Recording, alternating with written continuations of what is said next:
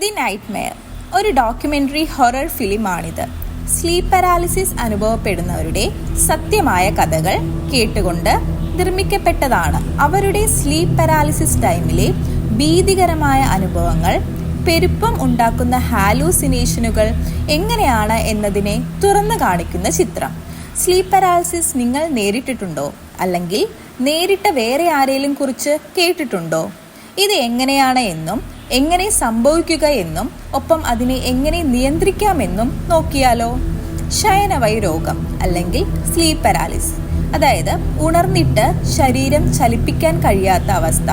ഈ ഉറക്കത്തിനും ഉണർവിനും ഇടയിൽ സംഭവിക്കുന്നത് എന്ന് എളുപ്പത്തിൽ പറയാം. ഓക്കെ, നിങ്ങൾക്ക് അവബോധം ഉണ്ടാകുമ്പോൾ ശരീരം REM റാപ്പിഡ് ഐ മൂവ്മെന്റ് ഉറക്കത്തിലോട്ട് അല്ലെങ്കിൽ പാരലൈസിസ് തന്നെയാണ്.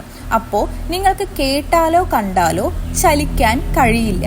ഇങ്ങനത്തെ അവസ്ഥയിൽ പലർക്കും പേടിക്കുന്ന ദൃശ്യങ്ങൾ അനുഭവപ്പെടാം.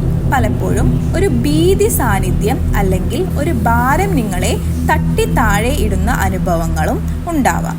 ശ്വാസം പിടിച്ചു വെക്കുന്ന പോലെയോ അല്ലെങ്കിൽ അശക്തമായി പോകുന്ന അനുഭവം.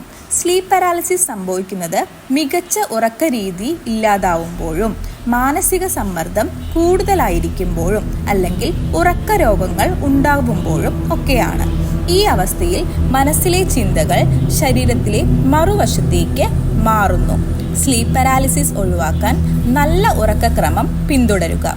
ഉറക്ക സമയത്ത് സമ്മർദ്ദം കുറയ്ക്കുക. കഫീൻ, മദ്യപാനം എന്നിവ ഉപയോഗിക്കുന്നത് ഒഴിവാക്കുക.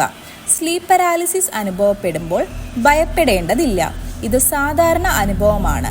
അത് സ്വയം മാറിപ്പോവും. എന്നാൽ നിങ്ങളുടെ ഉറക്കശേഷി മെച്ചപ്പെടുത്താൻ ശ്രദ്ധിക്കുക.